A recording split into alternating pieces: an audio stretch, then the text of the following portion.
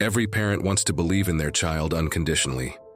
Even when a child makes mistakes or goes down the wrong path, we try to understand and support them. And we all tell little white lies sometimes, pretending to be sick to skip school, postponing chores by using a friend's invitation as an excuse, or hiding poor grades on a report card. But what happens when lies pile up and become an unbearable weight?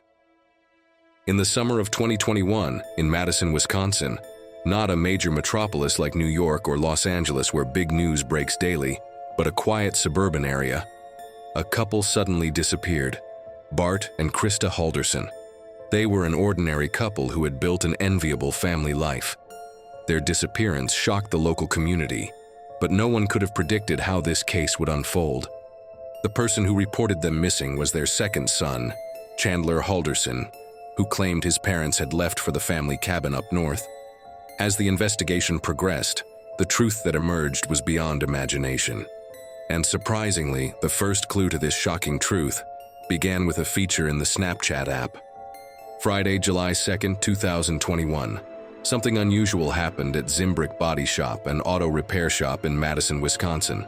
Krista Halderson, known as a dedicated employee, failed to show up for work without any notice.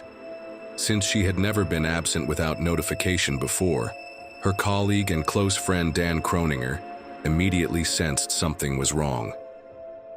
That afternoon, he visited the Halderson home with his girlfriend. Looking through the windows, Dan discovered an overturned coffee table and both of the couple's vehicles parked in the garage. In this strange situation, just as Dan was about to check the back of the house, Chandler Halderson appeared, wrapped in a towel as if he had just finished showering. He explained that his parents had left early that morning for their cabin up north due to an emergency. Dan was initially relieved, but his anxiety grew when he couldn't reach the couple all weekend, despite multiple attempts. Even more strange was that on July 4th, Independence Day, Chandler invited Dan to watch fireworks together. He acted as if nothing was wrong despite his parents' unclear whereabouts. During this gathering, Chandler mentioned that he had spoken with his parents and that they would return on Monday. But the Halderson couple never returned. Dan strongly urged Chandler to file a missing persons report with the police, which he eventually did. On July 7th, Chandler went to the police station in person to report his parents missing, and the official investigation began. During the investigation, Chandler stated that his parents had mentioned going to the cabin with friends during dinner on Thursday evening, July 1st. However, the couple's co-workers and their older son Mitchell testified that the couple had never mentioned such travel plans. These inconsistencies raised suspicion among investigators. Mitchell and the investigators headed to the cabin, located about 3 hours away, to search for the Halderson couple. Upon searching the property, they found it completely empty, with no signs of recent use. The canoe was still there, and it was clear that no one had visited the cabin recently. On the very day he filed the missing persons report, Chandler was seen going around the neighborhood asking neighbors if they had seen his parents. His image was captured on several doorbell cameras. This behavior seemed almost like an intentional performance of a concerned son. When a local news reporter visited for coverage, Chandler strangely refused to be filmed, but agreed to a voice interview only. It was as if he was worried his facial expressions might reveal something. Moreover, his story changed inconsistently, first claiming his parents had gone to the cabin for an emergency, then saying they had gone on vacation. These inconsistencies made him a subject of suspicion for investigators. Known by the nickname Chaz, Chandler was a playful young man popular with women. He bragged to those around him about meeting other women behind his girlfriend Catherine's back. Suspecting this, Catherine began tracking his whereabouts through social media, and this distrust later became a crucial turning point in the investigation. Meanwhile, a critical clue emerged as the investigation continued. On July 4th, Chandler and Catherine had visited a farm owned by Catherine's friend. More surprisingly, Chandler had returned to the farm alone the next day. The farm owner testified to seeing him coming out of the woods, and his car parked in reverse in the field. Police immediately began searching the farm, while simultaneously summoning Chandler for questioning. Investigators pressured him, saying it was his last chance to tell the truth, but Chandler requested a lawyer and terminated the interview. On July 8, 2021, shocking news broke. The body of an adult male was discovered on a farm just 20 minutes from Bart and Krista Halderson's home. This terrible discovery came the day after Chandler had filed the missing persons report. Cutting tools, including pruning shears hidden in an old oil drum and a broken bow saw, were also found near the scene.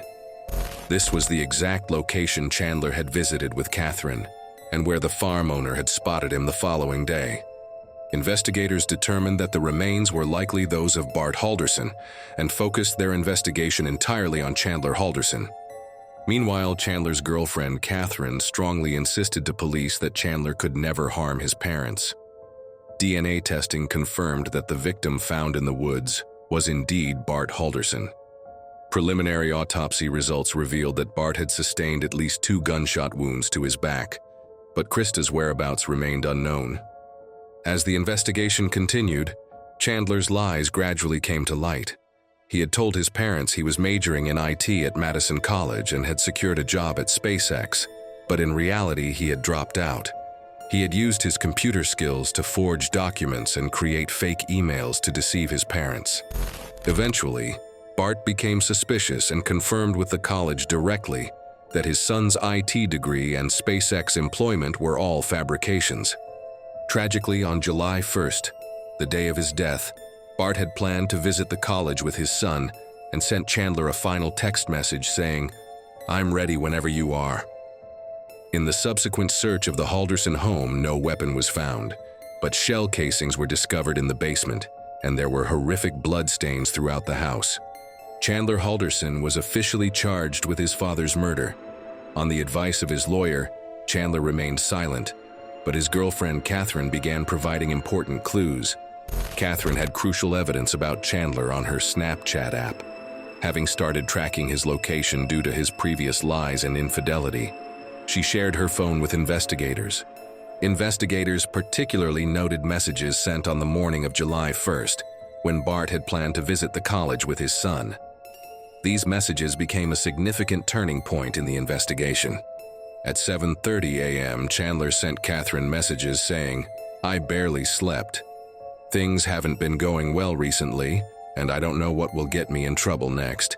And I had planned a great future, but it's falling apart." The anxious tone of these messages caught the investigators' attention. 2 days later, when Catherine checked Snapchat, Chandler was at a riverbank almost 20 minutes from home, and she saved screenshots on her phone. Based on the Snapchat location information, investigators searched the area. This was a familiar place to Chandler. A year earlier, he had taken photos there holding a large knife. Initially, they found no trace of Krista, but as the search continued, 2 severed legs were discovered in a nearby area. DNA testing confirmed they belonged to Krista. Thus, Chandler, who had reported his parents missing, was charged with murder, and the rest of the family was left in shock at a reality too horrible to imagine.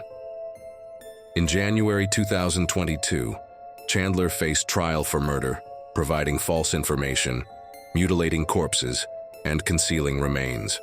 Prosecutors argued that Chandler had killed his parents when faced with the risk of his lies being exposed and had tried to hide the truth for months. Investigators determined that the murder weapon was a semi-automatic rifle hidden in the barn of the farm where Bart's remains were found. The most important witness at the trial was Chandler's girlfriend, Catherine. On July 1st, the presumed day of the murder, she was at work. The next day, Chandler asked her to bring cleaning supplies, claiming he had stepped on broken glass from the fireplace. She brought a mop and hydrogen peroxide. Investigators concluded that Catherine had neither motive nor evidence linking her to the murders and determined that Chandler had acted alone. The prosecution showed the jury police video of the house interior.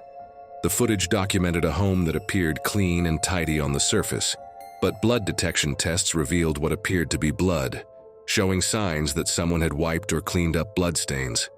A forensic expert also testified that more than 200 human bone fragments were found in the fireplace. Chandler's defense attorney did not directly address the bone and blood evidence found in the house, but argued that it did not necessarily mean Chandler was the killer. The defense maintained that Chandler did not kill his parents and was innocent. As the trial continued, Chandler himself did not take the stand, and his defense did not call any other witnesses. In closing arguments, the prosecution asserted that it was Chandler who shot someone in the back, mutilated the body, and hid the remains, declaring this a clear case of first-degree intentional homicide. It didn't take long for the jury to reach a verdict. After just 2 hours of deliberation, Chandler was found guilty on all 8 charges.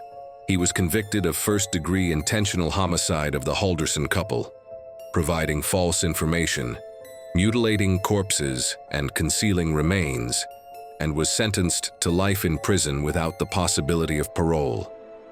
Every parent wants to believe in their child unconditionally. Now that Chandler has been found guilty on all charges, we ask ourselves once again, do we really know those closest to us?